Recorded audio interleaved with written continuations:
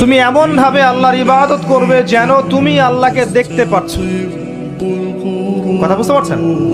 খুব ডিফিকাল্ট, কথাটা বলা সহজ, আমল করা খুব ডিফিকাল্ট। তুমি এমন ভাবে আল্লাহর ইবাদত করবে যেন তুমি আল্লাহকে দেখছো। ওয়াইল্লাম তাকুন তারাহ ফাইন্নাহু ইয়ারাক।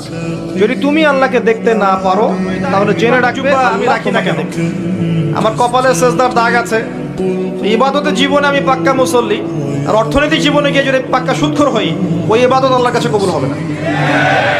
শেষ বয়সে গিয়ে 10টা চিল্লা দিয়ে আর 10টা উমরা করে আর 10 বার হজ করে আলহাজ টাইটেল লাগিয়ে কোনো লাভ নাই, কারণ আপনার রিজিকের সোর্সটা হারাম। আমি দুনিয়াতে এসেছি কেন?